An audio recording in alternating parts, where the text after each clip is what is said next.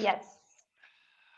Hello, everybody, and welcome to the class on assertive communication and how to say no. My name is Swapnil Kamat, and along with me, I have Arunima Kamat, who's worked day and night to put this beautiful content together for you. How are you, Arunima? Great. Are you Sleepy. happy? What? Sleepy? Early morning gets sleepy, huh? Did you enjoy putting this content together for assertive communication? I did, and it's, I think, one of my favorite topics so I far know, because it's I know. something which is very personal to What, me as a topic. what do you mean by personal to you? Because this is, I think, one of my major areas of improvement. So, as I was putting this content together, I was very mindful of uh, what we've put. I know these are things that work with me, either have worked with me in the past, or I can see myself applying these concepts. So, I know a lot of this works. Yeah. Um, because I can see myself applying these. Yeah, yeah, Yeah, yeah. so that's why I think I've it's one of seen my a favorite tremendous topics. amount of improvement in you on this parameter since the time you joined work better, and it's good to see that when you put a lot of this theory into practice, how it can really help, right? Correct. And the other thing is, I think Arunima and myself, both through this content and overall as a company, we strive at making all our content real, practical, and implementable. That's the most important thing for us, that we don't just kind of espouse theories that are very difficult to put into action, but we really want to give you stuff that we know actually works on the ground. So that's been our effort throughout. And as students and listeners of this particular program, at any point of time, if you feel that something is not practical enough, please go and talk to your coach about it, because he will then tell you the practical aspect of that thing that you don't think is practical right now. Okay, because sometimes it may not click for you immediately in your mind, but that's the reason why you have the coach and you have the coaching, right, to do this exactly. Now, this topic of assertive communication is also in a way connected to how to be more confident, a class which we've done already. And if that's part of your pack, whether it's your gold or platinum pack, it's great. You should also go through that class, because these two classes are closely connected to each other. Throughout these 12 years, when I have conducted this topic, especially the how to say no part, I have seen people's interest being at its utmost, right? They're paying so much attention to the topic of how to say no and assertive communication, because it's such an important thing for them, both in their personal and professional lives. And they have a deep understanding of that. And that's why they pay so much of attention to it. And boy, does this thing really help, right? Now, let's dive straight into it. Communication styles. Before we get into assertive communication, which is right here, it's important for us to understand the four types of communication, one of which is assertive communication. Understanding the first three will help you understand what assertive communication means a lot better.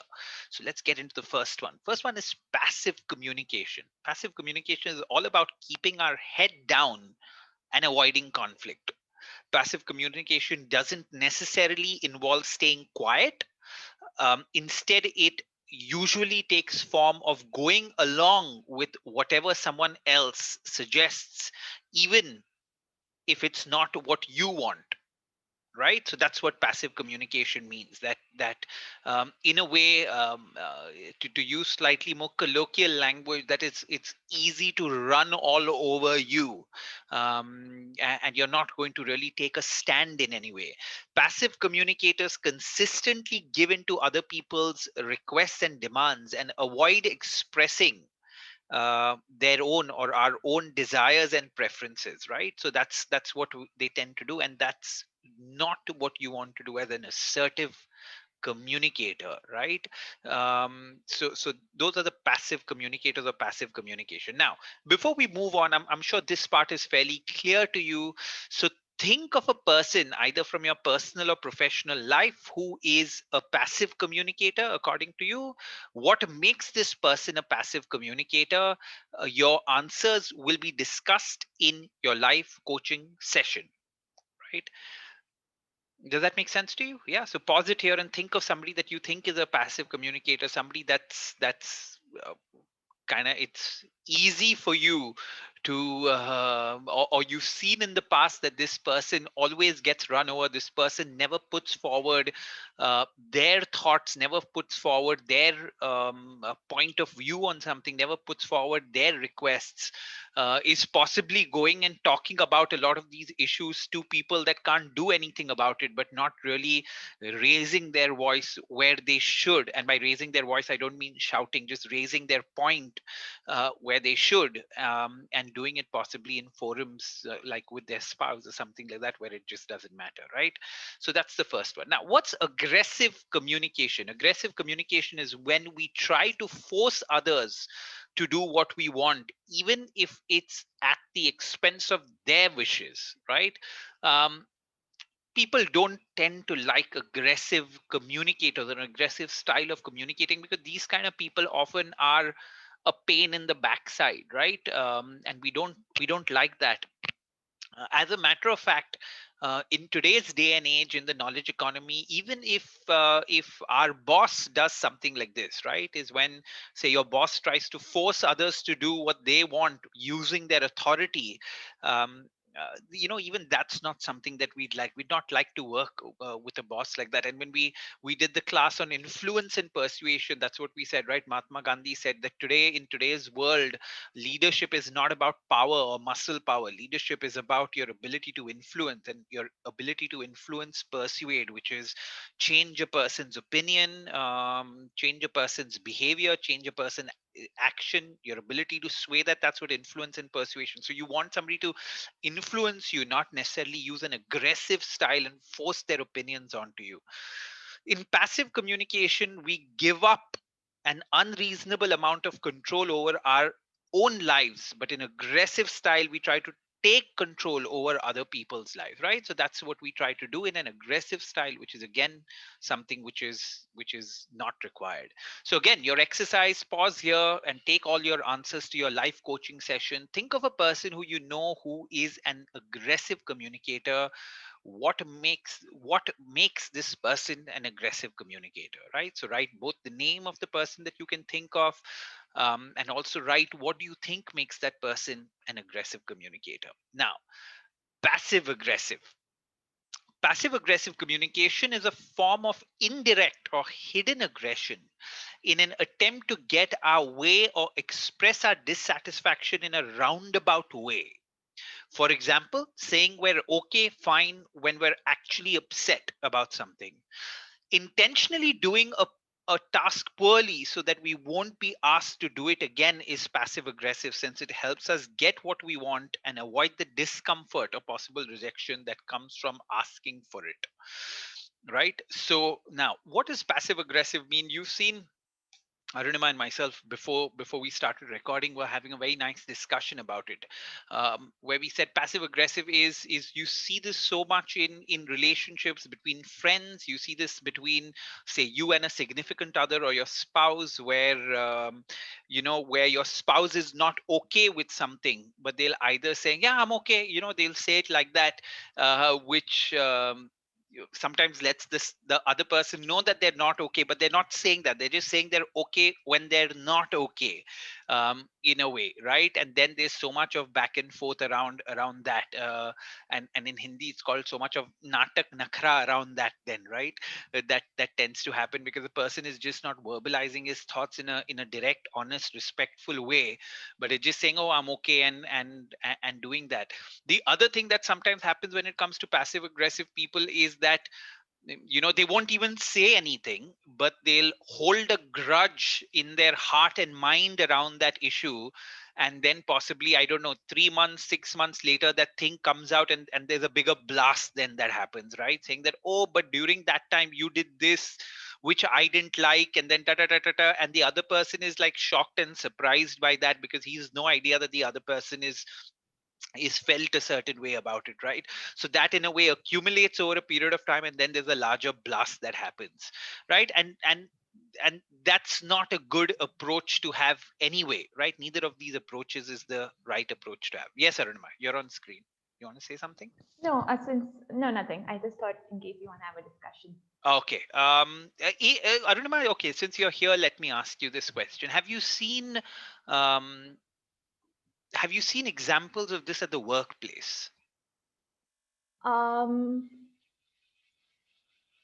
I think so. I can't remember or I can't recollect a very concrete example, but I'm pretty sure I have come across passive aggressiveness in the same way we've just described, which is not directly sort of telling you what they feel about a situation. And it's usually a negative reaction that they have to it, Yeah. but they'll kind of go and perhaps talk to your senior or gossip about you. I think that in a way is passive aggressive behavior because they're not coming directly to you and communicating how they're feeling about a certain situation, but kind of going behind your back.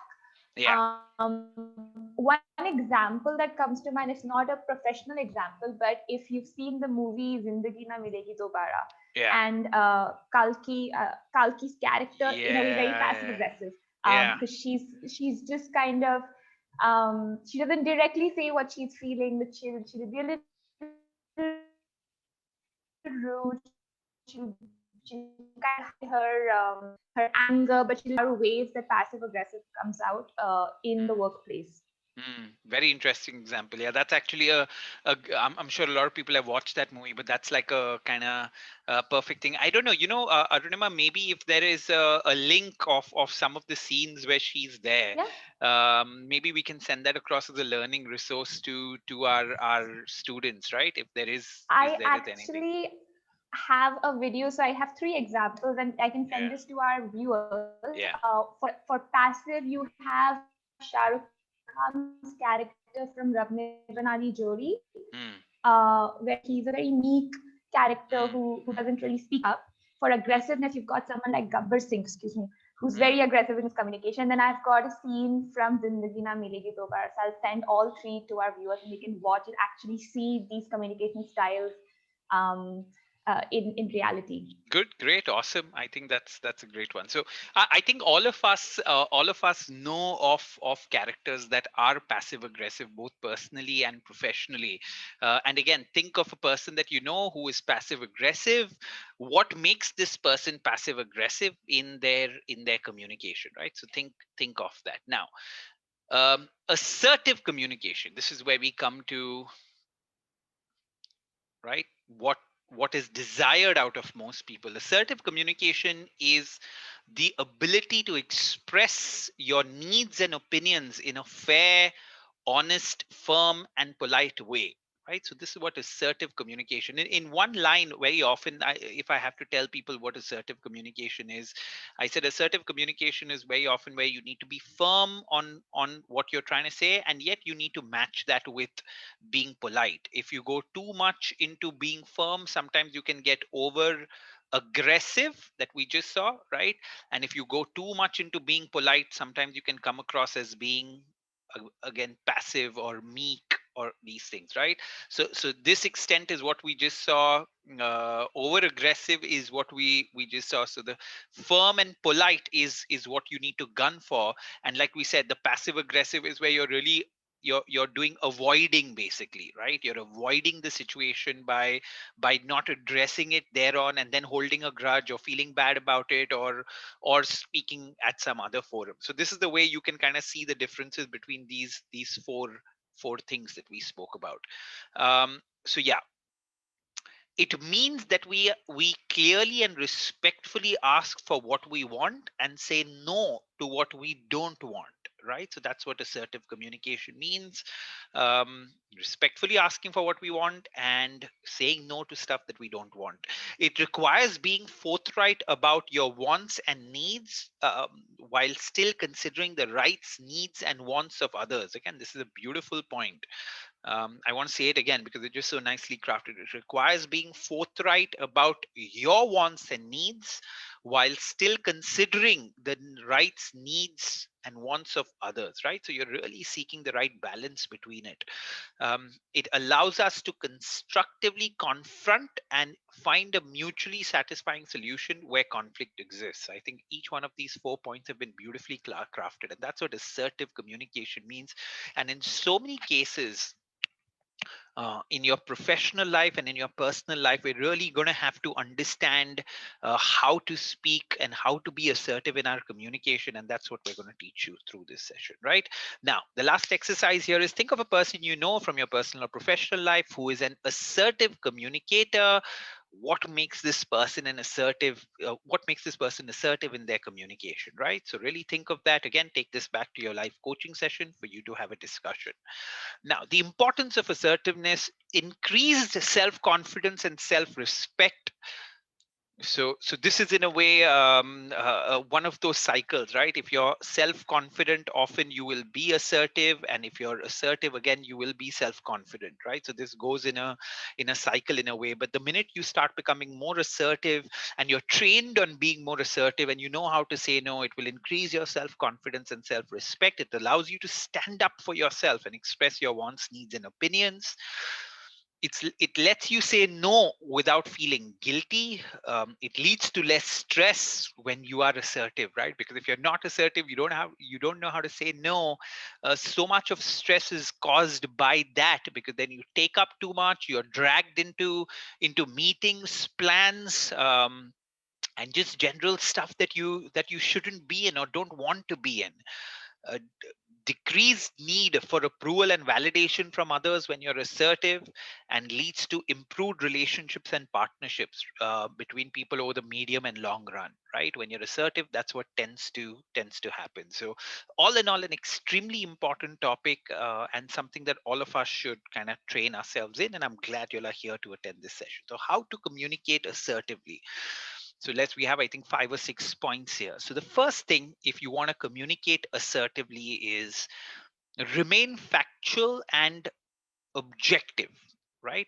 So stick to factual descriptions of what needs to be done rather than using negative labels or words that convey judgment. So this is a good example. Okay, this is all wrong. You messed up. Versus, we made a mistake by sharing report A instead of report B, right? So here what you're doing is, first of all, one of the things which, while giving feedback or discussing stuff with anyone, we often tell them, avoid words like always, never, right? You always do this, so you never do this, so don't you are always late to office, so you never submit anything on time. Because the minute you say you're always late to office, the person really thinks, hey, I'm late only 10 days out of the 30 days a month. Yeah, the 20 days I come on time. So when you say always, he takes that thing literally, and then when he takes it literally, he finds a way to defend his behavior and think you are wrong about something, right? So as far as possible, when you're giving feedback to anyone, a child, your spouse, at office, don't say you always do this, or you never do, you never wash the dishes at home. Then somebody says, no, at least 7 days a week I wash the dishes. What are you saying, never? And then that kind of gets into an argument that you don't want to get into, right? So instead of that, a better way of giving feedback is to really say that, hey, you know what, I've seen in the last 1 month that you have been late 10 days out of the month, right? So you're not saying you're always late. You say, I've seen based on data that you have been late 10 days a month. So let's talk about what's the problem, why are you being late 10 days a month, instead of saying always, never, right? So that's what you need to do. Don't attack the person, instead address the behavior. Right now, this may seem like a very small change of words, but it matters so much to people. For example, you are unprofessional is not a right thing to say, but you could say to somebody that this behavior that you demonstrated is an unprofessional behavior, right? So you're not really attacking a person in a way, but you're addressing a certain behavior of that person. And in all kind of forms, in your professional life especially, and in your personal life, try to avoid attacking the person. So don't say stuff like you're useless. So that's a personal attack, right? no, on somebody. You're saying, oh, you're an idiot. So that's again a personal attack on somebody, and you want to avoid doing that. You want to ensure that when you're communicating with people, you're making a comment on a specific task that you've given them, or a specific behavior that there is, right? So you want to say that, okay, this particular report that you have made has a lot of errors in it, and let me kind of tell you the five biggest errors that you've made in this error. And then you say number one is this, number two is this, number three is this, right? You're specifically giving feedback on a certain report. Like I said, if there is a certain behavior that you see in so if somebody goes for a meeting and you see that the person kind of lost their cool in that meeting, and if you need to give them feedback, or if you need to communicate your thoughts to them, don't say, hey, you're always angry, or you're an angry person. Yeah, so don't say that as far as possible, right? Or don't say that at all. You need to, the way to address that thing is to say that, hey, in this particular meeting I saw that you lost your cool in two out of the five discussions that we had. And you losing your cool out of the two out of five discussions that you had really didn't bode well for you, or for the department, right? Or for the, it didn't help make the point in any way. So instead of saying you are an angry person, or you're always angry, or don't say that, say, five out of two out of five discussions I saw that you lost your cool. So you're really getting down to a certain behavior, and you're giving feedback on that, instead of attacking the person in any way, or making it an always never kind of statement, right?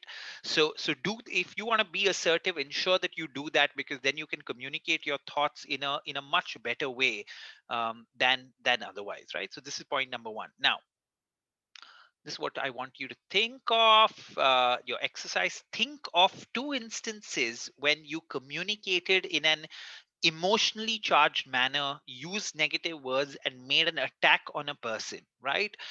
So think of this, both you could think of it from your personal life or your professional lives. Based on what you just learned, how can you restructure the same communication to make it factual and objective, right? So pause the video here and complete this exercise. Your answers will be discussed with your coach during the live coaching session, right? Now, number two, voice your needs and wants confidently. Okay, so don't shy away from voicing your needs and wants.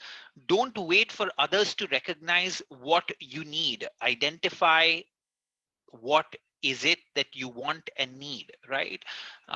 That's very, very important. Everybody is busy with their own lives. Everybody is busy doing their own stuff. Even if you have a boss that's a great boss, he can't think, predict, or dream of what you would want or what you would need, right? And this could be something which is specific to a certain project. You could need and want something that you're not communicating, and you're hoping your boss is going to dream about it. It could be connected to certain things that are happening in your office that you're not comfortable with, that you think that, oh, but my boss should see it, or the organization should see it at large. Or sometimes it could be about your long term needs and wants, right? Of what is it that you really want from your work. What is it that you want from your workplace? What is it that you want from your general work environment? Again, you could have needs and wants there. Do not expect other people to dream of those needs and wants, right? Or give them to you on a platter. I've seen so many instances of people largely liking the work that they do or the organization that they're in, and yet very often kind of quitting that organization because they're like, oh, now I'm not getting this thing from my organization. And then when I ask them, saying, hey, did you ask for it? Did you actually in very clear words ask for what you wanted? And their answer often is, no, I didn't ask. Or their answer is, oh, I asked once. right? I asked my boss or somebody once that this is what I want. And when I asked them, like, hey, did you knock on enough doors to get what you want, or to express your needs and wants? Very rarely is that the case. And for some reason, people feel that somebody else needs to dream of it, or just, I will ask for it once and then the entire organization needs to come together to fulfill my needs and wants, right? So that's not the way things work in practice. So don't wait for others to recognize what you need. Identify what is it that you want and need yourself. Uh, for example, if there is a particular project that you want to work on, let your senior know. Don't wait for them to come to you, right? And after expressing that once, just to give you an example, if you have a boss and he probably has, I don't know, 8, 10 people reporting into him, or even if he has 3 or 4 people reporting into him, and you've expressed your desire to work on a certain project, right? 8 out of 10 times your boss is going to forget about it, like in 2 or 3 days after you mentioned it to him, right? Not because he's a bad person or even a bad boss for some reason. He has a million of his own priorities, both personal and organizational, that he needs to take care of. So where's the question of him not forgetting something like this, right? So, but start by expressing your view of saying that this is what I want to do. This is what my aspiration is. This is the project that I want to work on. Listen, if that's not taken, and hopefully after you express this thing, you don't just express it, but actually have a conversation with the person on the other side where you say, okay, this is what I want.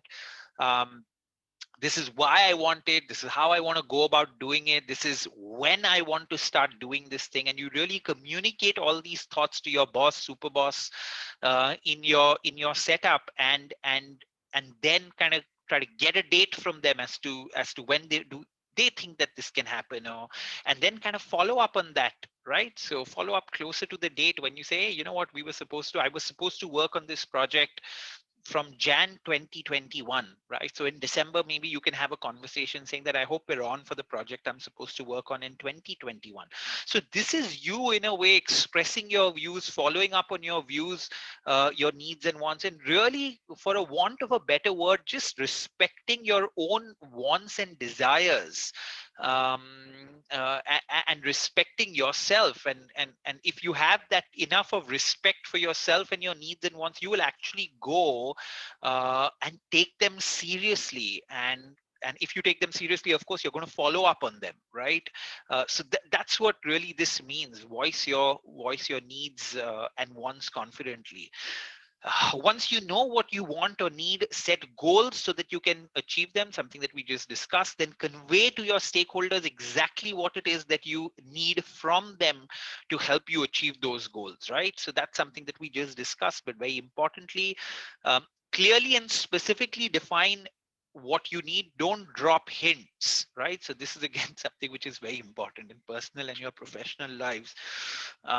Too much of dropping of hints and too, less of direct conversation. Then why do these direct conversations not happen? Because where we've not been trained on assertive communication, or even if you've trained, we're not actually putting our learnings into action.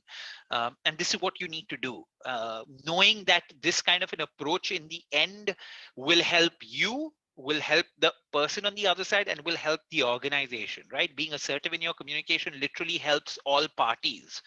um, and if you're passive, that is not going to help. You need to keep going back to those 4 kind of types of communication. If you're passive in your communication and just avoid all such discussions, neither does it help you, nor does it help the other person, nor does it help the organization. If you're overtly aggressive style of communicating, even that may not help, because that may kind of backfire on you. People may think that you're trying to hold them at hostage in a way, because you're being over aggressive about what you want in everything, in your body language, in your tone of voice, in the way you make the demand, so far and so forth. Passive aggressive is not going to help, because passive aggressive often will drop some hints towards it, or get upset about it but not really say anything, or say something a lot later. That's not going to help. And the only way to kind of get past this is to be assertive in your communication. I want to quickly kind of go back. I want to quickly go back to this slide, right? Importance of assertiveness. Now that we just had a discussion about it, just look at how nicely this slide has been laid out, which says why is it important to be assertive? Because it'll increase this, it'll help you say no without feeling guilty. It leads to less stress when this happens, because if you have something on your mind that you want, and you don't put it across, that's going to build up stress, right, in you, because you're constantly going to feel that, oh, I want this but I'm not putting this across, and then you're going to feel, in a way, you're going to begrudge people, you're going to hold grudges against people, then you're going to get angry with that system in a way, but you're the person that didn't really lay out the thoughts of what you want. You just kept them to yourself. And then, of course, you're not going to have the kind of improved relationships or partnerships that you desire, again, by not being assertive in your communication, right? So we may think that we know assertive communication is important. I think just about everyone I know or have had a discussion with knows that this is important, but I can tell you that most of us don't really put it into practice as much as we should. And I hope this kind of session and going through this coaching will really help you, like, put it into action, as compared to what you've done earlier, right? So that's really my desire. So yeah, we were here on this slide. Voice your needs and wants confidently, right? This is an interesting exercise. I wonder what you are going to write here. But this is the exercise. Pause the video here and go through this. Think of three needs, wants, personal or professional. Define them in a clear and specific manner, right? Write it down now while this class is on. What would you need from your stakeholders to achieve each of these needs, right? If there is a stakeholder that's involved to achieve these needs, define them clearly, right, of what you need from the different stakeholders. If you're willing, communicate these to your respective stakeholders. So my suggestion to you would be, ladies and gentlemen, think of the three wants that are there, define them clearly, then have a discussion with your coach on what each one of these wants are that you need to discuss with a certain stakeholder. And then after you've had that discussion with them, then you can actually start talking to the stakeholders on this topic, right? That's something that will really help. And then just trust me when I say that you will find that in 8 out of 10 cases you would have expected that stakeholder not to react in the right way, but if you put your thoughts across in a assertive way, which is a mix of being firm yet polite about what you want, firm yet respectful of what you want, even the other stakeholder will appreciate it and will start taking you a lot more seriously than they would otherwise, right? Now, third way. So I remember what was the first point that we discussed. Let's just do a recap of this beautiful topic. So the first point that we discussed is be factual and objective. That's something that we Correct. said. And under that, we discussed, as far as possible, don't use always, never when you're giving feedback or you're communicating your thoughts to somebody. That tends to backfire. Number two, we said don't attack the person, concentrate on the task or behavior that you're giving Behavior. feedback on, right? So that's something that we must do. And that's something that really helps, of identifying specifically what that feedback is that needs to be done. The second thing that we said is Correct. voice your views, needs and wants confidently Needs. to the other person, right? So that was the second point, and now this is the Correct. third point, which is there. So now I this had is just, to. I wanted to yes, add. Sorry, one please, thing. please, please. Yeah. In the previous point, the last thing that we talk about is don't drop hints. I think one of the most telltale signs of a passive aggressive person is when they just give you hints, but they don't directly tell you what you want. Yeah. And I've seen that happen a lot with passive aggressive people. Yeah. So you're not being clear, you're not being direct, you're just kind of going about it in a roundabout way, and that's very passive aggressive as opposed to being assertive. So I wanted to add that. Yeah. Yeah. Absolutely. And it's crazy how people expect people on the other side to just pick up those clues, right? And it's really this thought that, Correct. I'm the center of the whole world, and the entire organization must start picking up my clues on what I want based on my passive aggressive behavior. And yeah, that's not the way the world works, right? Now, the third point, use I messages. So this is a very interesting point, and if you ever wonder how to tone down aggressive language, this is a very good way of doing it, right? And start communicating in a more assertive way. Say I think or I feel. Don't use aggressive language or phrases like you never, you always. This is something that we just discussed on the earlier slide as well.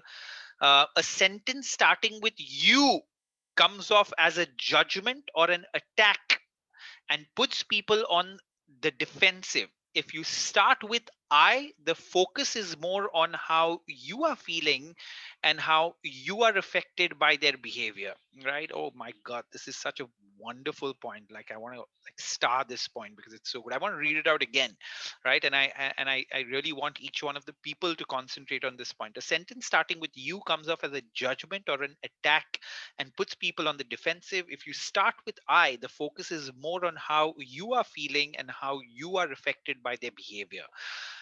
It shows ownership of your reactions and less blame. For example, you need to stop that versus I'd like you to stop that, or you didn't conduct the meeting well versus I think you could have done a better job at the client meeting, right? So instead of saying you didn't conduct the meeting well, you could say I think you could have done a better job at the client meeting, right? So this is something which is what you should do. You need to stop that. Instead of that, say I'd like you to stop that, right? A small tweak in your language can make such a big difference, to whether you're coming across as aggressive or assertive, right? Yes, Arunima, come in.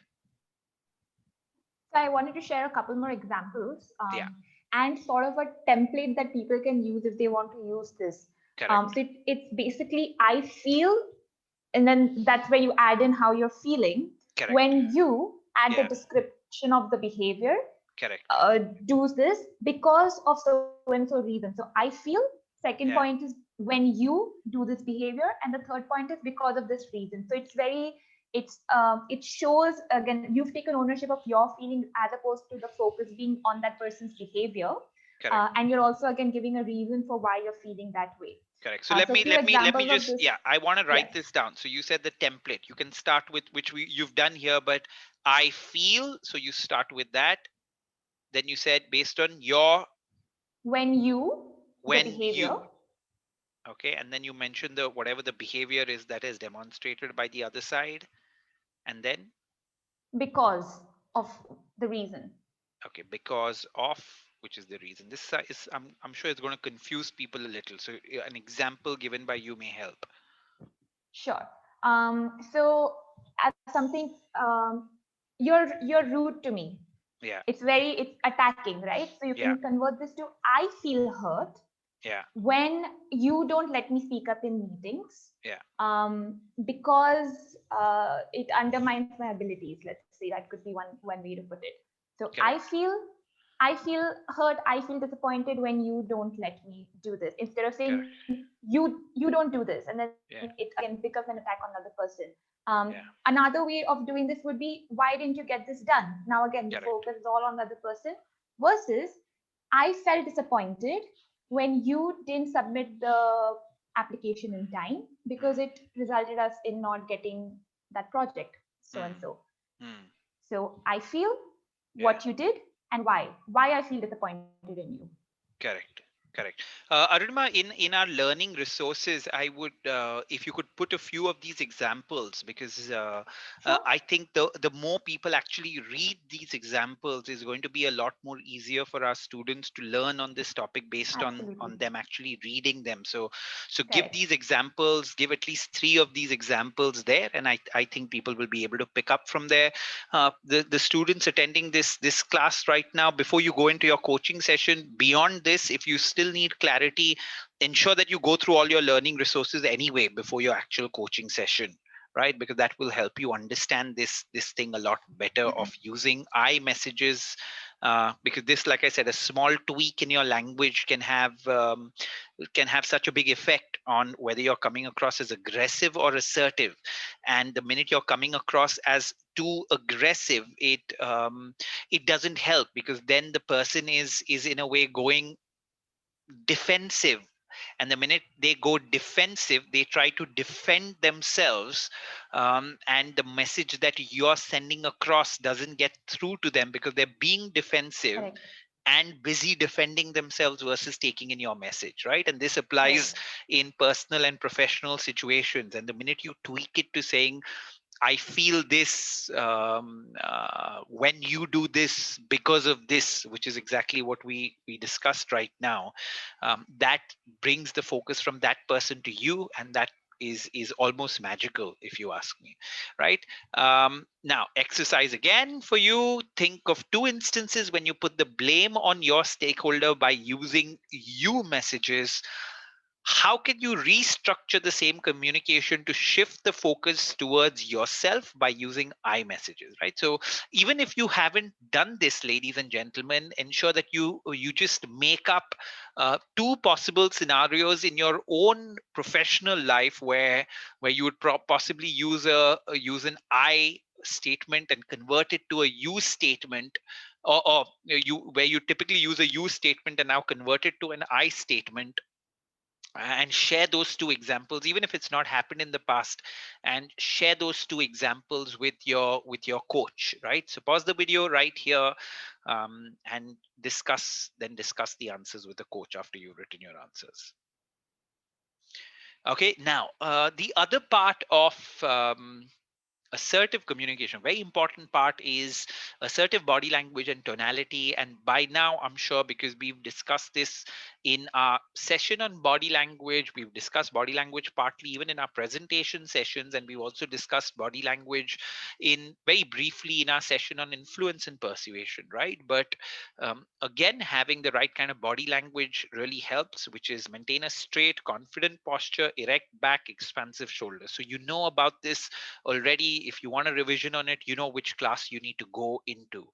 Lean towards the person you are speaking to. So we've discussed this again. When you're having a discussion with a person, ensure that you're sitting straight and leaning into the discussion as far as possible.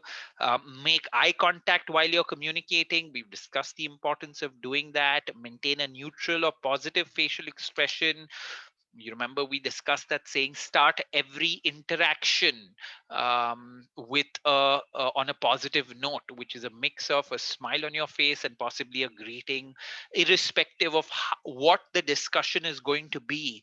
After that, always start your interactions as positively as you can, because that lets the other person know in a way that there is nothing personal in that discussion, even if it's going to be a rough discussion later on, even if it's something where you need to give somebody a lot of critical feedback. You know that it's not personal, because you start off on a positive note and you start off respectfully while discussing it with that person, right? So always start interactions on a very positive note, both your facial expression, body language, and greeting them. And of course, a big part of assertive communication revolves around this one point, right? So if I like literally have to, if somebody asks me what is the single most important point in assertive communication, I don't know what Arunima would say, what Arunima's point of view would be. But in my opinion, I think the single most important thing for a person to start speaking assertively is getting the tone of voice right in a verbal conversation, because you want to in a way be polite and respectful, and yet you want to be firm, and that's the kind of tone of voice you need to strike while communicating with people. And it's so easy for you to fall on the aggressive side or on the passive side just through your tone of voice while communicating it, right? In a previous class, I shared this thing where in Hindi we have this in a way slang that is used where people in office say, yaar ye kya pyar se leta hai na. And that's something which is said, ye kya pyar se leta hai yaar, ye boss, and what that basically means, like I've discussed in the past, is your boss gets a very difficult message across, right? So he's very a difficult message, an honest message. He gets that message across, but while getting this message across, he uses the right words to get that message across. He uses the right tone of voice and he uses the right body language to get that message across, right? So he doesn't shy away from telling you the difficult message, or the harsh truth that you sometimes need to hear about a certain thing, right? About a task that you've done or a behavior. But he selects the right words, is very careful about the tone of voice and the body language, and this kind of a message is then received well, right? Received well by the other side, versus a person being aggressive, harsh, so on and so forth, right? So much of an importance to the right tone, to the right body language. Okay. Now, we have adults on this particular class, so I'm gonna share this example as well. So me and one of my best friends, and all of us do this with our friends, right? Where my friend, every time he calls me and we speak after a long time, he'll start the call with saying, "Oi kutte, kaisa hai?" You get what I'm trying to say, right? So the word that he's using is kutte, but he says it to me with so much of love, and in so much of fun, right? So he says it in that tone of voice, so there's no offense to be taken there, because it's that same word is said with so much of love to me, and then that's just the way we talk to each other. So the meaning of something absolutely changes based on the tone of voice, and especially when it comes to assertive communication, when you need to get difficult messages across, you have to like become a master of using the right tone of voice. Otherwise all hell will break loose in a conversation if you get this one point wrong. So for me, number one point of this entire session is tone of voice. As a matter of fact, as I've repeated in the past, if you want to get better at your verbal communication in any context, the number one thing that you need to again master is your tone of voice, right? 90% of misunderstandings between human beings happen not because of what is said, but how you say it or the tone of voice in which you said it. So I can't overemphasize on this enough. Yes, Arunima. I have a question. Yes. The example that you just mentioned, which is if you're, let's say, a senior stakeholder, your boss Yeah. has to give you a difficult message, but Yeah. they're careful with their words. They use Yeah. I can't. I'm sorry, Arunima. I couldn't hear you at all. I can't hear you at all.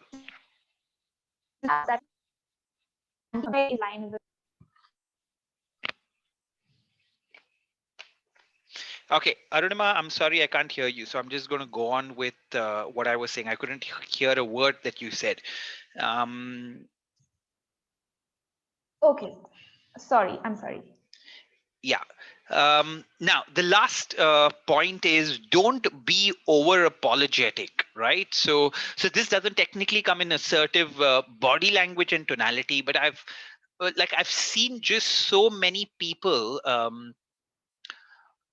get into a habit of being over apologetic about everything, right?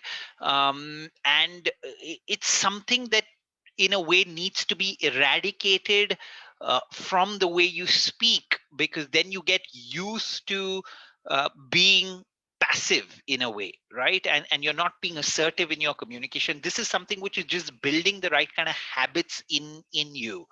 Now, there's nothing wrong in saying sorry, and there's nothing wrong in apologizing when you've genuinely made a mistake around something. But understand the difference between, oh, I genuinely made a mistake and I need to like say sorry about something, versus saying and feeling sorry about the smallest of possible mistakes that you could make. Right, and being over apologetic about that. So that's something that needs to be avoided.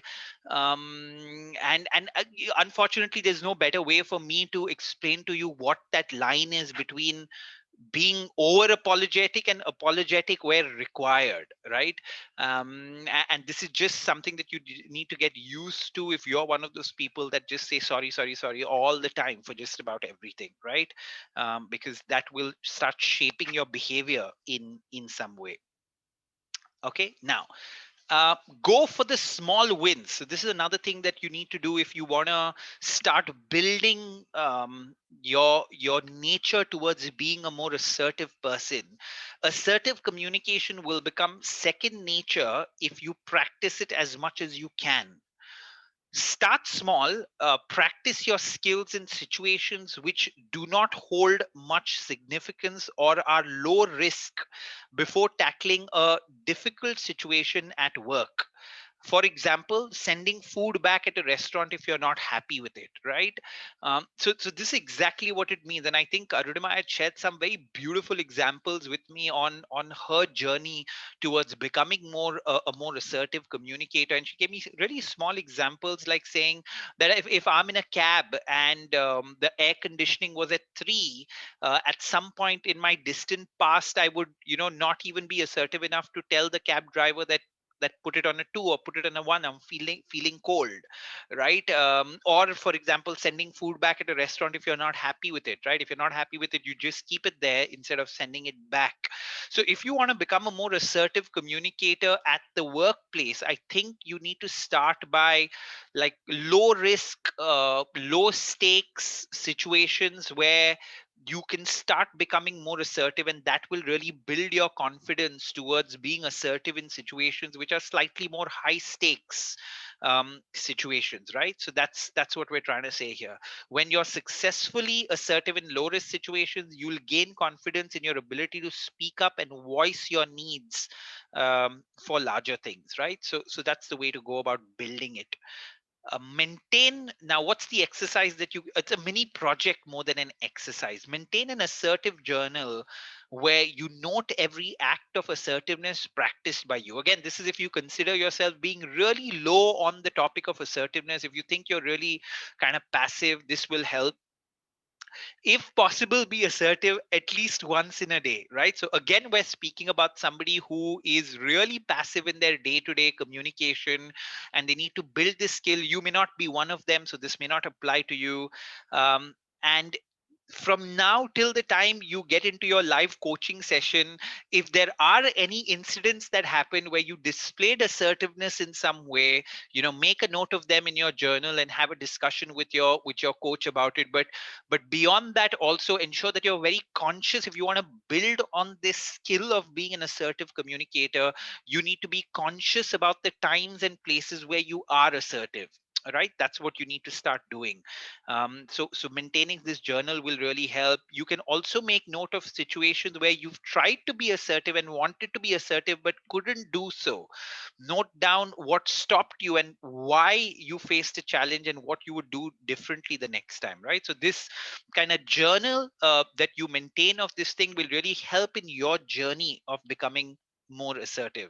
So you can, if you can think of a few things immediately right now in this point, that you wanted to be assertive but you didn't, you can pause the video right here and make a note of it. Otherwise, from this point that you watch the video till the time you attend the classroom, if there are any incidents that happen, take those incidents and start discussing with their coach, but maintain an assertiveness journal even beyond that. That will help you. Every time we speak about maintaining any journal today, you can maintain a journal on your phone, right? You have notes apps. If you use an Android phone, just download Google apps, and that's the best place to kind of make any notes or maintain any journal that you want. So you don't need to actually go to a computer or have a notepad and actually type or write these things out today, right? You have those options of doing it. Okay, now the sixth point: set clear boundaries. Boundaries are the rules and limits you create for yourself that help you decide what you will and won't allow. Setting boundaries will empower you to know when you need to say yes and when you need to say no. For example, saying no to work on the weekends. I'm not saying that you have to, but if you think that's something that really impacts you badly, and if you don't want to on at least a certain weekend not work, say no to work on weekends. Turning down tasks that are not in your job description. A lot of y'all may want to take those tasks because you want to learn beyond your job description. So you need to be clear about what your boundaries are. These are just a few examples. You don't need to necessarily follow them. And declining work calls after 7 p.m., right? So ensure that you, in a way, at your workplace, start setting those clear boundaries and get to a point where you start feeling comfortable setting those boundaries. Okay, because if you don't feel comfortable setting those boundaries, then again you're going to be in a little bit of trouble, right? So these are just six of them. These are just a few of them, but the same thing applies in your personal life, right? You could set your own clear boundaries around different issues when it comes to your family members, when it comes to the plans that you make, when it comes to your children, so on and so forth, right? And this setting boundaries really makes your decision making process a lot more simpler around stuff. And again, that's something that will help you, right? Yeah, so pause the lecture here and think of your 3 to 5 biggest takeaways from this section so far. Since this is a fairly long lecture and we're going to go into how to say no part, ensure that your takeaways are in the form of specific and implementable action points, right? So pause it right here and write down your takeaways, and of course by the end of it you have all your takeaways that you need to take into the class. Arunima, do you want to come in? Hopefully we can hear you better now. Sorry about that. Can you hear me? Yes, I can hear you now. Okay. I wanted to go back to the point where you Yeah. talked about your tone of voice, where you Yes. need to be firm yet polite. Yes. You gave an example of, let's say, a senior stakeholder or a boss Yeah. giving you bad news, but along with it, they're maintaining their tone of voice, their body language in a Yeah. certain way. Yeah. They use the right words very Yeah. carefully. Yeah. So my question to you was, when you sort of try to soften the blow with Yeah. bad news Yeah. by using a certain tonality, is that candy coating or is that assertive communication? You're not again, the you're not candy coating it. You are using a polite yet respectful tone, and polite yet the words are again said in a polite way. Okay, now let me give you an example of this, right? So if Mm-hmm. you have done a terrible job at something, I'll say, hey, Arunima, I want to discuss this presentation that you made, and quite honestly, I thought that the presentation was terrible, right? And I have like 5 or 6 things which are a total letdown as far as this presentation. I want to discuss those 5 or 6 things with you. Now, here, look at. I'm saying it to you as it is, right? This entire thing, I'm saying it to you as Mm-hmm. it is, but I'm being respectful and polite in my tone of voice to you. So I'm not Got shying it. away from telling you that it's terrible. I'm not shying away from telling you that it's a letdown by your Mm-hmm. usual standards, and I'm giving you specific kind of 5 points of why it is terrible. So yeah, Correct. it's not. I've not sugar coated it in any way, but I've just been respectful in the way I've told you. And uh, the best, the ideal chemistry between working chemistry between two people is where they can just say stuff to people in like what is called robust dialogue, right? Jack Welch Correct. coined that term, robust dialogue. He's like, nothing is more important between people than robust dialogue, which means that your ability to be candid and honest in discussions with other people. But that candidness and that honesty in most cases needs to be backed by um, the right tone of voice, and you just being respectful and Understood. polite to the other person while getting that message across. And I can add to that thing, the few times, Arunima, that I don't end up doing this, I Mm-hmm. have always seen a negative consequence from the other side, right? To that, Mm-hmm. because there have been times where, a report has come to me, or a presentation has come to me, or something has come to me that has been done absolutely terribly, and then I pick the phone and I say, guys, this is terrible what we've done. And I never make a personal attack. I never say, oh, we always and never. So I never do that first mistake, which Correct. we said, of saying you always do this, you never do this, or saying you're an idiot, or you guys are all. I've never done that till date in my life. But where I make the mistake is my tone of voice becomes aggressive Mm-hmm. instead of assertive, and then the Mm-hmm. people on the other side are focusing on the aggressive tone of voice and not Correct. the not that tone of voice, and that message is not well received because people are busy getting defensive then, or they're Correct. so shaken up. And this almost happened, I think, 2 or 3 weeks back, where I made this mistake and realized that, you know what, I shouldn't be doing it, even Mm-hmm. in those situations. So need to be really careful about the tone of voice that is used.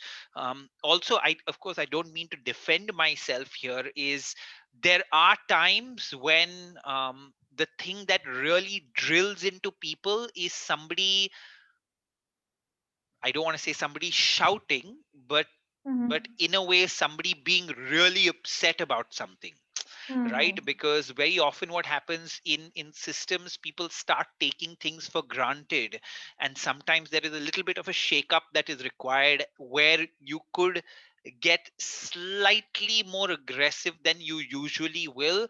But of course, you need to be really measured about it and not do it all the time, right? And it needs to be one of those times where you're really trying to shake up people and say that what the hell is happening. So Correct. there is a place for an aggressive tone of voice. There is a place for an aggressive stance to be taken, right? With our sales team, for example, I know this for sure. And if any sales leader is listening to it, he'll be like, "What the hell are you talking, Swapnil? Well, the things that you're talking about just don't work." Because it's true that a lot of times when you're talking with salespeople, you need to shake them out of their state, and for that, the only thing that works is a little more aggressive tone, a little more aggressive language, a little more going Mm-hmm. hard on them, Mm-hmm. is what is required. But use it sparingly. That's my whole point, Right. right? Use it only in situation which is a must situation, than making it your everyday way of talking. Because if it becomes your everyday way of talking, people are not going to take that thing seriously, right? Correct. And that's the whole thing about soft skills. It's so difficult to give one answer, because in the end, it's communicating, and you're doing it all the Correct. time with different people in different situations, right? So Correct. there are so many just nuances to that you need to kind of keep in mind while communicating.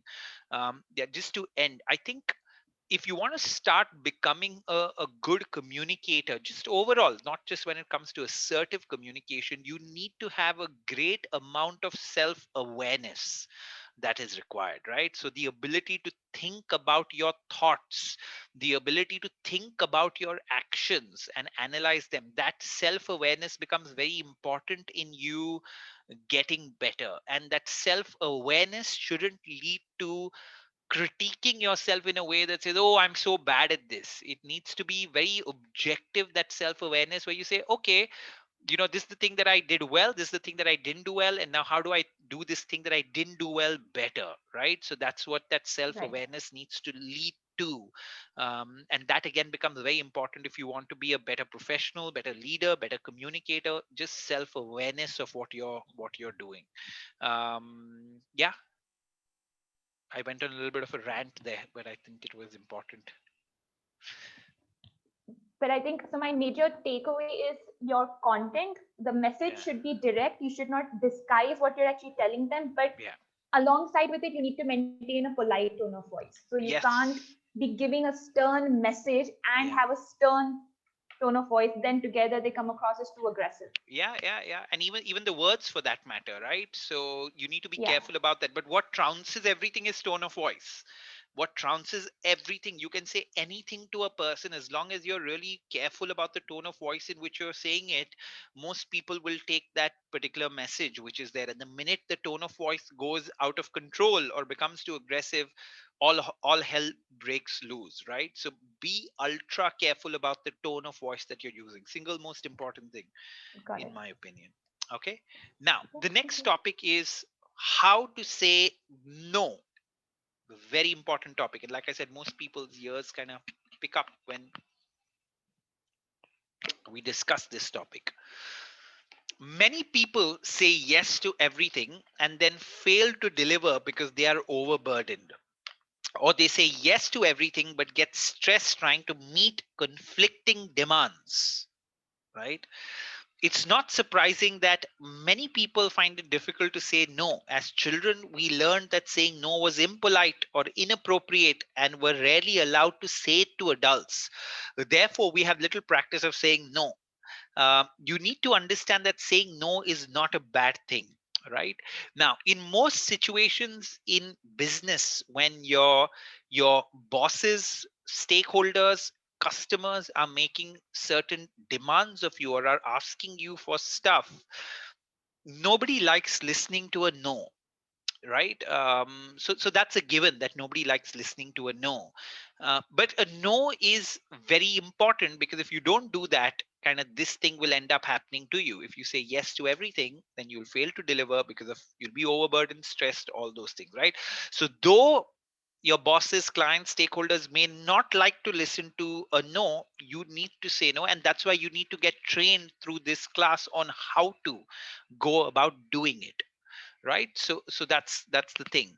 um Saying a no well is important, because a lot of breakdown in business and personal relationships happen when no's are said, and when no's are said in a bad way, right?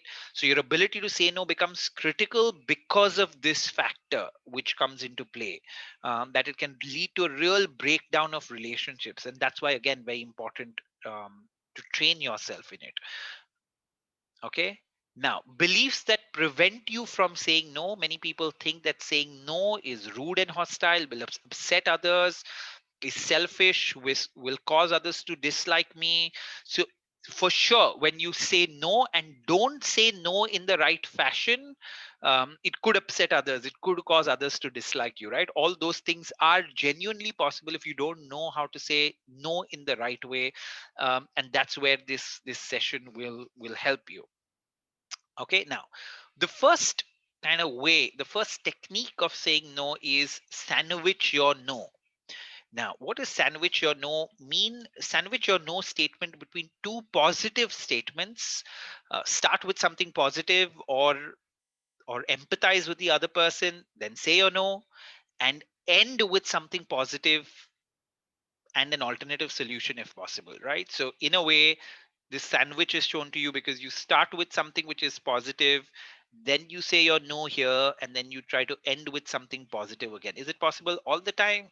No. But is it possible most times to do this when dealing with stakeholders? Of course it's possible, and we're going to teach you more and more about this. Now, what's an example? Sir, I know you are one of our esteemed clients. So this is the positive statement in a way you started with. Unfortunately, for this particular request, I cannot help you. Right. So this is the no that you said, and we're going to give you more things of how to say no here. This is in a way an incomplete statement. However, if there is anything else I can do for you, please let me know. Right. So this is again a positive statement that you ended with. Now look at this example again. So this is where your no comes in between, right? Between this two positive in a way. Okay, ma'am, I would really love to do this job for you.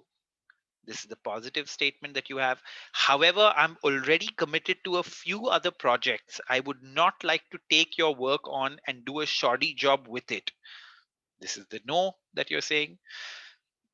If I do manage to finish my projects earlier, I will let you know about it. So again, you're ending with something positive, right? So more often than not, what are the positives that you can start with? You can always start with a positive, saying that if somebody is making a request of you, you can start with a positive of saying, hey, I understand.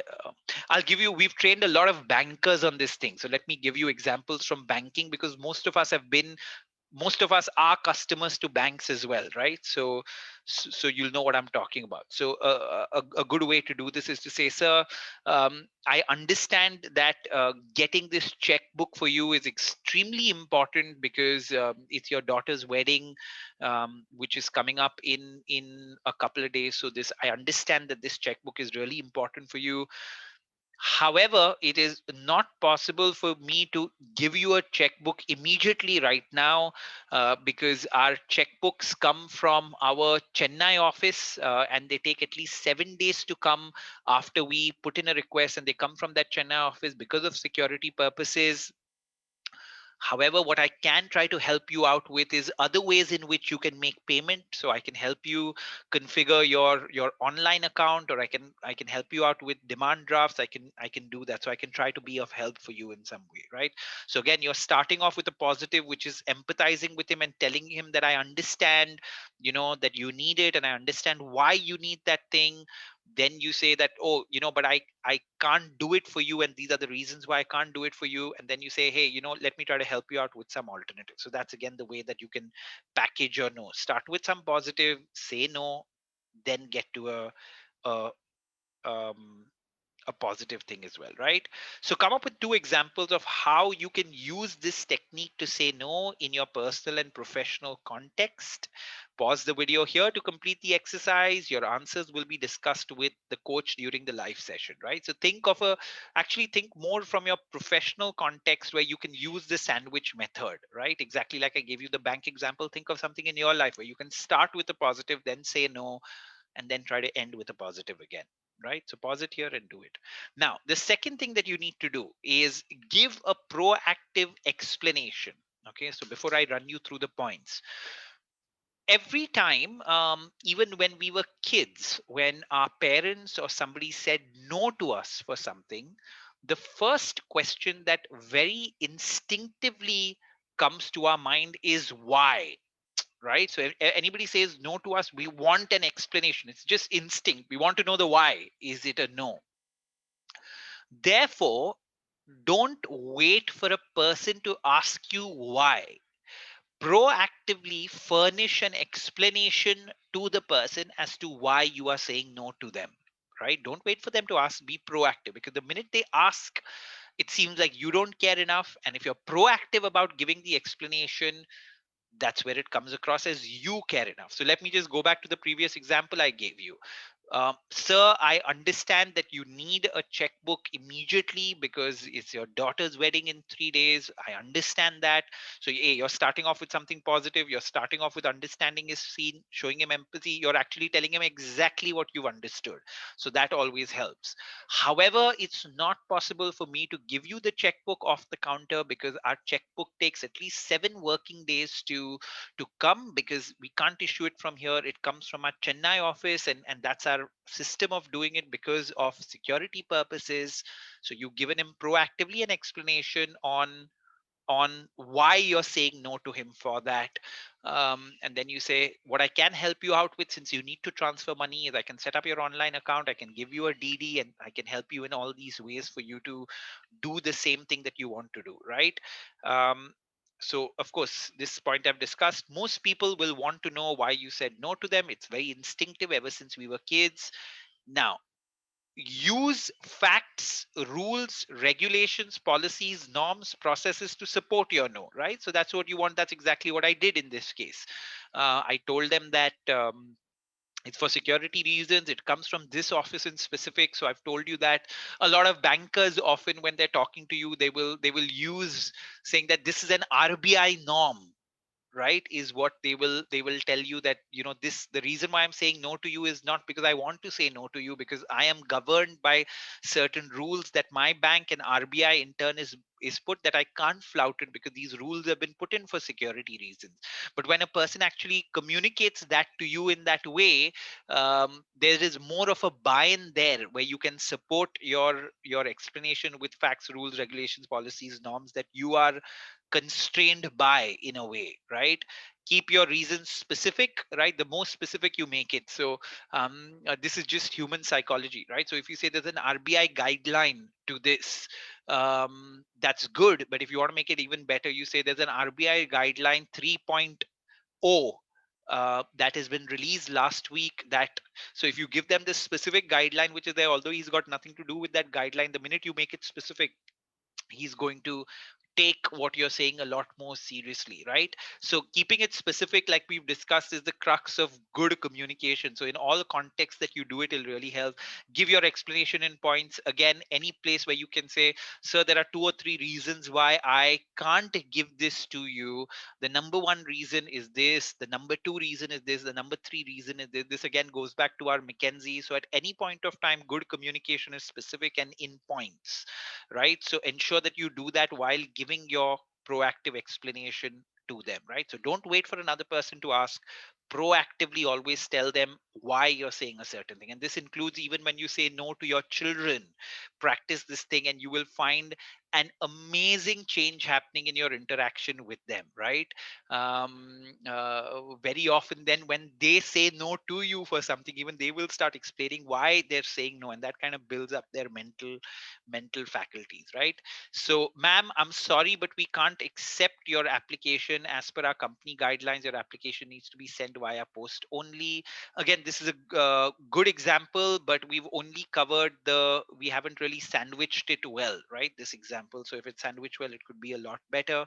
Sir, I cannot waive the cancellation fees as per our guidelines. No refunds will be given for your cancellation that has been made less than 2 weeks. Again, so this is where just focusing on the explanation part, but we need to have the positive sandwich and the to the end, right? So none of these things work in isolation. The most important thing is start with a sandwich. You need to understand that. Then in the middle, give a proactive explanation, and the third point which is coming up says give alternatives, right? Which I've already kind of demonstrated in the example. Yeah, so this is the example that I just shared with you. Sir, I understand that this is a urgent requirement for you. However, I don't want to miscommit to you on. So this is the example that I just shared, right? So this is what your proactive explanation really means. So need to have the sandwich, then go into giving a proactive explanation. Okay, now come up with two examples of how you can use this technique of saying no in your personal and professional lives. Pause the video here, complete the exercise, and take your answers, right? So now the example that you have, even if you take your sandwich examples that are there, now to those sandwich examples add a great proactive explanation to it, right? And when you're giving that proactive explanation, like we said, ensure that you have some facts, ensure that you make it as specific as you can, and ensure that you make it in points, right? Some fact, policy, so on and so forth. So do this thing so you're really building on that same example in a way that you had worked on earlier, right? So pause the video, right? Add to that example. Okay, now give an alternative. Provide an alternative form of support to the person instead of simply saying no. Alternatives make the other person feel better even if they choose not to exercise the options. Give an alternative which is as close to what the person wants, and give more than one alternative if possible. Okay, now I'm only going to discuss this with you through examples. Okay, so literally, if you want to get good at saying no, ladies and gentlemen, just promise yourself that you would do these first 3 points in almost all situations, and you'll get amazing at saying no to people, right? Sandwich it, give a proactive explanation, give alternative. These are the three most important in how to say no, right? So you really promise yourself that in every situation you'll try to do this and see how you get better. Now, in a flight or in restaurants, if say the waiter asks you saying if you ask the waiter saying hi, can I have a coke, and if he doesn't have a coke, if he's a good good air hostess or a good a steward or a good waiter, they'll say, I'm sorry ma'am, I don't have a coke, we've run out of stock when it comes to coke, can I give you a Pepsi instead, right? Can I give you a Pepsi, or can I give you a Diet Coke or a Fanta or any of these other drinks that I have with me? Can I give you some of these, right? Now, look at what the person has done. The person first is apologized, told them that it's not in stock, we've run out of it. So, in a way, given a small explanation to why they don't have it, and then they've given you an alternative which is as close to what the person wants, right? So, if a person wants a Coke, give them a Pepsi or a Diet Coke as an option, right? If you don't have a Pepsi or a Diet Coke in stock, then the next option could be another aerated drink, which is a Fanta or a Sprite that you have. If you don't have a Fanta or a Sprite, you have a juice, then that needs to be your next option, right? So you're trying to give them everything in the category of beverages because they're thirsty, right? So your alternative needs to be as close to what the person wants. You can't say that, hey, I don't have a Coke, can I offer you a butter chicken instead, right? That doesn't make sense because it's not an alternative which is close to what the person wants. It sounds ridiculous if you say that. That's number one. Number two, like we discussed, is you need to try to give more than one examples, because what it's seen from most research on this subject is the minute that you offer two things and ask people to choose, they're much more likelier to choose something. So if you say, hi, I don't have a Coke, but can I give you a Pepsi, or I have a Diet Coke, which one of these two would you like to have? The minute you present alternatives between two or three things to another person, the probability of them kind of choosing that goes up, right? So as far as possible, give a person more than one alternative, right? It's not always possible, but if possible, give them more than one alternative. The minute you give them more than one, they're more likely to choose from that, right? The same thing is seen in stores. If you're looking for a particular item of clothing which is out of stock and the attendant will offer you a similar piece in a different color, that's what you want, right? If somebody says, if you go and they say, oh, I want this in black, and it's not there in black, you'd want like a good attendant at that store to say, hey, I'm really sorry, we've run out of stock when it comes to black in large, but I have a really lovely piece in this same design large which is there in brown, and I also have another one which is in green, right? Can I show you these two options? I think you may like them. And that's a nice way of saying no to a person, where you're giving them more than one alternative where possible. Right now, it's always possible for you to give people alternatives when it comes to everything, right? An alternative sometimes is as simple as telling a certain person, saying, you know what? I know you're asking me to do this by 3 o'clock. Unfortunately, I have one, two, three things to do that have been given to my boss, which I need to finish, and therefore I cannot give this to you at 3 p.m. However, what I can try to do is I can do this probably in 2 days' time. You ask me to do this by Monday, I can give this to you by Wednesday 3 p.m. That's one option where I can do it for you. Alternatively, what I can do is I can put you on to somebody else in my team after talking to my boss that can possibly help you out with this thing. Or what I can do is I can give you a brief discussion and send you details of how you can do this thing yourself, right? So you can choose between me doing it for you at Wednesday 3 p.m., or me putting you on to somebody else in my team that can help you out after discussing it in my boss, or me giving you the instructions of how you can do it yourself. You can tell me what you want, but me doing it today by 3 p.m. is just not possible, right? So that's a great way in which you can give alternatives just about in every situation to a person. So these are the of all the things that you're going to learn in how to say no. I would say this: sandwich, proactive explanation, and give an alternative are the three most important, right? Now again, come you can again look at the same example that you had given earlier and continue on that, or you can come up with fresh examples. If you think this topic is important, come up with two examples of how you can use this technique to say no in your personal and professional lives. Pause the video here, complete the exercise, your answers will be discussed with the coach, right? So you need to have at least two and or three examples when you discuss them with the coach, where you've used sandwich, used proactive explanation, and used giving alternatives, right? And you just need to read them out to your coach exactly like I've given you the examples in the past of what can be done, right? That's what you need to do. So pause it and then do it. Now, the fourth point in saying no is show that you want to help the show visible effort. So show that you want to help the person, let your intent be seen, right? So in a lot of cases, even after you've done the first three, which is a sandwich, proactive explanation, and alternative, the person from the other side doesn't accept any of your alternatives and still is intent on you kind of doing it as per what the other person wants, right? And he doesn't relent on it, and he doesn't give up on it. At that point of time, what he wants to see, in a way, is that you're willing to take some visible effort. So the best thing to do is to say, like, okay, cool. Now that none of my alternatives are good for you, let me see what I can do and get back to you. Let me talk to my team and get back to you. I will check with my senior and get back to you, and I will, get back to you by 5 p.m. in the evening or whatever. So you give them a specific time when you will get back to them, right? And if you've understood the seriousness of the other person's request and you think that there is some legitimacy to what he's saying, you must go back and check with your boss, or check back whether you can really kind of give in to his request based on its legitimacy. So go and check whether he can, and then the most important thing in showing visible efforts is proactively get in touch with him after that, right? If you make the call to that person, the person will think that you've really taken the effort of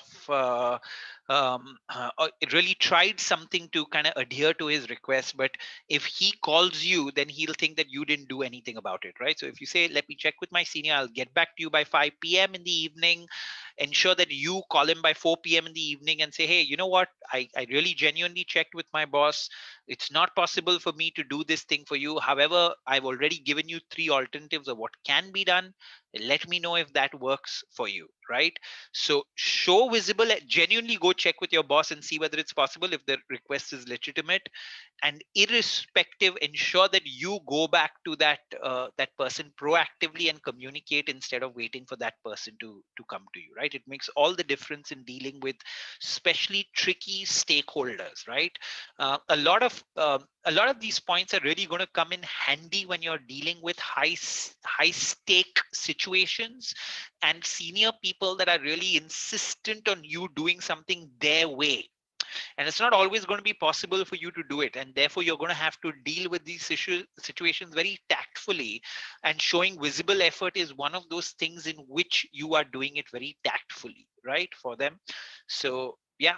Now the next point, which again sometimes people get confused with this and showing alternatives, is be solution centric. Instead of focusing on the no, talk about what you and the other person can do together to achieve the objective that they want, right? Now look at this example. It's a beautiful example.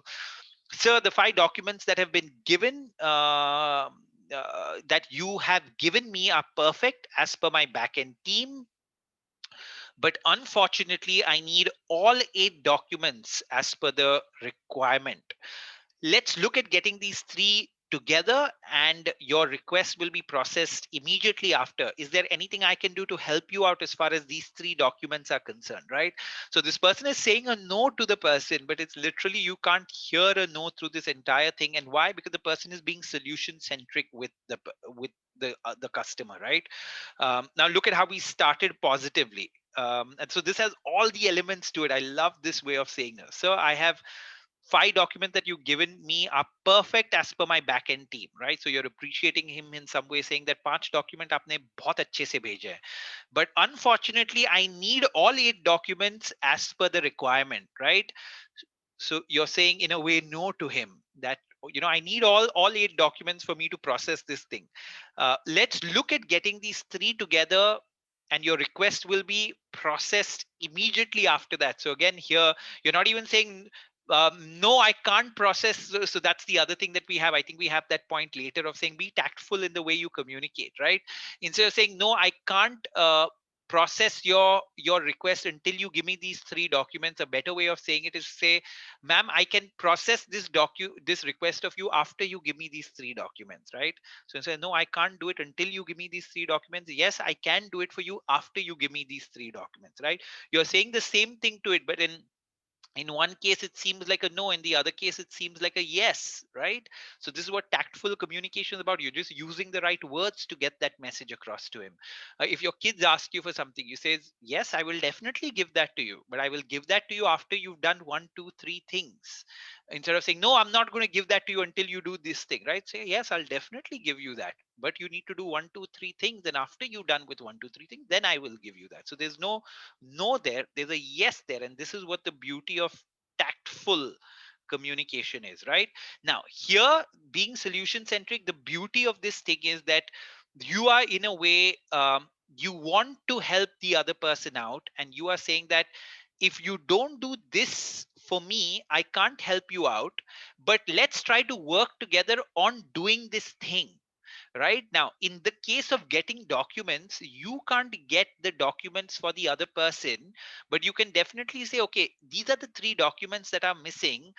Let me see whether there are some alternatives to those 3 documents. Let's try to brainstorm together and see how you can get it. Let me try to help you out in terms of seeing where you can get those documents from, right? And the minute you start becoming more solution centric in your discussions with the other person will appreciate that a lot more. So you're still saying no to the other person, but you're saying it to them in a solution centric manner, and not in a way where you're shutting that person down totally. And that's exactly the kind of no that you need to say. Because go back to the earlier slide, like I said, nobody likes listening to a no. right? And especially important stakeholders in high stakes situations, nobody likes listening to a no. It can lead to a breakdown in relationships. It can lead to a breakdown in business, for that matter, right? Between the two of you all, between the two parties involved. And therefore, the more you train yourself on this, how to say no, the better you will be in terms of dealing with these tricky situations. Okay. Now, come up with two examples of how you can use this technique to say no in your personal and professional lives. Pause the video here to complete the exercise. Your answers will be discussed with the coach during the live session, right? So we want you not just to listen to this lecture, but at every point of time, think of how you are going to use the point and then kind of actually role play it in some sort with the coach when you're there. Right now, get the other person to say no. This is again a highly tactful way of communicating with the other person. A lot of y'all will say, oh, but are you manipulating the other person here? No, you're not manipulating the other person. When you are in tricky situations dealing with tricky people, you need tact, and it's not manipulation, right? So don't get into that whole zone. Get the other person to say no. Frame your no and explanation in a way where the other person feels compelled to take back their request, right? This is a beautiful way of doing it. Example one, um, people make often requests to you over the phone, which they themselves know are not legitimate requests, right? So a good way of doing it and talking to them to say, hey, you know what? I hear you out. And first, of course, you don't get to this point till you've done the basic of sandwich, proactive explanation, and giving him some alternative, right? So you've done these three things, and the person is still insistent on you doing stuff in his or her way. So at that point of time, you could really say, hey, you know what? I get it. I've given you the explanation why I've given you some alternative. If it still doesn't work, send me this in writing. Please mark your boss and my boss on this particular thing. And then I will look into it further, because as per my knowledge, I can't be doing this for you like right now. And then the person be like, I can't write a mail on this thing and mark my boss and your boss on it, right? Because he knows that he's asking you to do something out of the way. So that itself, he will take back his own request and not do that. And of course, if he ends up sending you that mail, I'm sure there is a certain amount of legitimacy to his claim, and there is a certain genuine reason why he wants you to do something, which you can then take up in discussion with your boss, or if you don't have a boss, using your own judgment at that point of time, right? Example two, I can't do immediately, but I can give it to you by 9 p.m. tonight. Does that work? So again, if you're in a way sure that the thing needs to be done at 3 o'clock, but you genuinely can't do it, and that has a deadline at his point of time, you can still say, I'll do it at 9 p.m. if you want. And then the person will say, no, man, this needs to be done right now. Okay, let me get it done myself. Let me get it done through something else, right? So in a way, the person will take back his own request. The other one is, sir, I would love to do this for you, but there is a chance of a security breach. Like, can you give it to me in writing that you're okay with the security breach in this particular case? Would you like to take that risk? At least send it to me in writing that you're okay with it, and this is the way you're looking at it. Then I can take that same request and discuss it with whoever I need to discuss it with for this to get better, right? Again, you've put the ball in his court, and you said, I can't guarantee you, but at least put it in writing that you're okay with this situation happening as a result of me doing this for you. Then you can send it. Then I can consider it, right? The person says, "Oh no, but I can't put this into writing," and then you can just say, "Sir, if you can't put this into writing, it's difficult for me to go and kind of do stuff which is the exception and not the rule in that situation," right? So these are very kind of when you come into extremely tricky positions after you've used the sandwich, given alternatives, given a proactive situation, when you get into really kind of persistent people that are really pushing it, you'll have to get into these zones of getting them back, getting to take their own requests back, right? In a way. So again, come up with two examples of how you can use this technique to say no in your personal or professional life. Pause the video here. Think of it. Now try to, in this case, don't take the same examples that you've taken when it comes to the first three. Try to think of different situations where you have to say no, and say, okay, where could I possibly use this technique of getting the other person itself to say no to his request, right? Now in the end, this is kind of the last one, which is called the polite wall. This technique is also called the broken record. Repeat your message repeatedly until the other person understands that you will not change your mind. For example, I'm sorry, ma'am, but there's nothing I can do. You will see a lot of good customer service people do this very, very well, and it works like magic, right? I often give the example of if a person is coming to a bank or going to the Vodafone store or going anywhere and making a certain request of you, like he's taken so much of time to park his car, right? And then he's walked through the Bombay or India heat, whichever part of India you're in, or Indian rains, which are so heavy, right? So he's taken so much of an effort to actually come to your branch, and when you say no to him for something, it feels like, man, I took so much of time and effort to come here. Now I need to push this person in order for the other person to adhere to my message. So he tries to push you in a way. And of course, after you've tried all the other things, if he still doesn't give in, all that you can do is just be a polite wall, right? So where you say the same thing again and again, basically. You say, sir, I really understand your difficulty, but there's nothing I can do about it. And then the person says, "Da, da, da, da, da, da." You say, yes, sir, I appreciate your point of view. I know you're a really esteemed customer of ours, but I've told you why we can't do it, and I'm really sorry, but there's nothing I can do about it. Yes, sir, I know, I understand. It's really important to you, but like I've told you, these are the reasons why there's nothing. So typically, by the third time that you do this, most people on the other side will give up on their request, right? Because now they're sure that, yeah, this guy really can't do it, right? They've tried their best. I typically say they've tried to bowl to you from every direction. They tried a slow ball, fast ball, spin ball. They did everything that they could, and at least they'll go back happy saying, I tried this in every way, but this person really couldn't do it. And that's what happens when you are the polite wall. And the reason why I coined this term, the polite wall, it's like, in these kind of situations where the other person is really insistent on you doing something, you need to be like Rahul Dravid. He was called the wall, and he was a polite guy, right? So where he would just defend the ball, in a test match. He wouldn't try to hit the ball. He wouldn't be aggressive. He would just defend the ball, and let the day pass by, right? If he had to draw the match.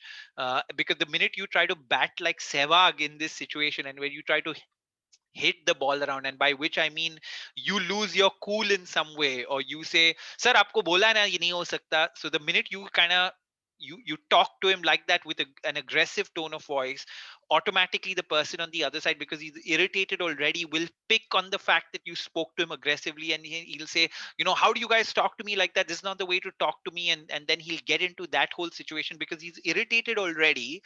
And because of your aggressive tone of voice, an argument will get sparked off where you could have easily quelled that entire thing by just being a polite wall and defending your position probably 2 or 3 times. That's all that is required, and then the other person kind of comes to peace, right, with it.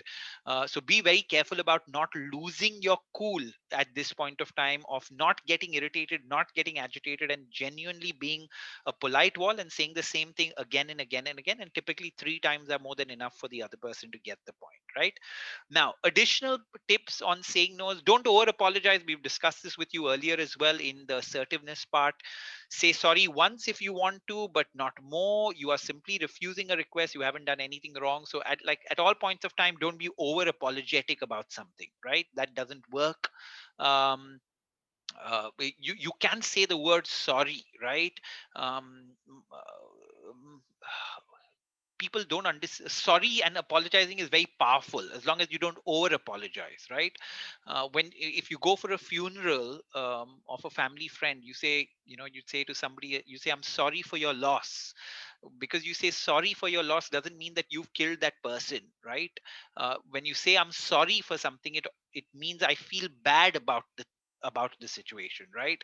So, I'm sorry that you have to go through this trouble is not saying, oh, this is my fault. You're saying, I'm just sorry, I feel bad in a way that this is not a good outcome for you, or you're not happy with what I'm giving you. I feel bad for it, but there's still nothing I can do about it. So know that word sorry and apologizing is important, but if you overdo it, it seems like it's your fault when it's not necessarily your fault. And that's the reason why you can't overdo it, and saying it just once is often enough in that situation.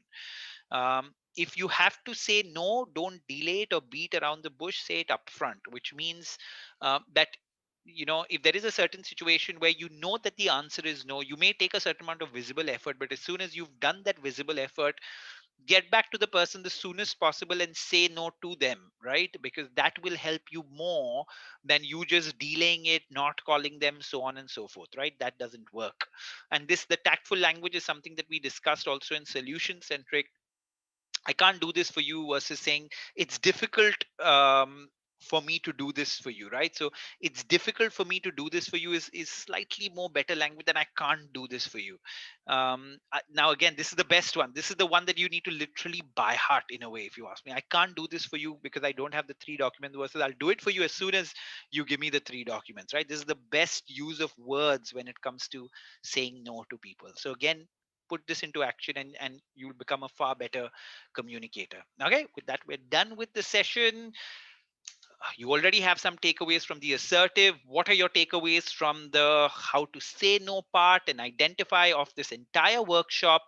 The five biggest takeaways that you have of it. And of course, you're going to take these takeaways back to the discussion that you have. You're also going to summarize your understanding of this content to your during the live coaching sessions, and of course get your doubts clarified in it. So pause right here, make a note of your at least five concrete takeaways that you have. More often than not, when people attend the how to say no part, like every point there is a takeaway for them, right? Because it's so important to learn how to say this if you want to be an assertive communicator. So do that and put it into action. Thank you very much, ladies and gentlemen. Arunima, would you like to add anything, or are we done here? I think we're done, and I think we've done a good job. Okay, thank you. At least you think we've done a good job. I'm sure most of the people attending this also feel, I hope they feel the same way. I know the usefulness of this topic to people. So Correct. I really hope they take this topic back and start implementing it in their day to day life. That's what we want them to do. So thank you very much for attending. And Arunima and myself will see you soon. And we are hoping that you're not tired of us yet. Okay, bye, guys. See you.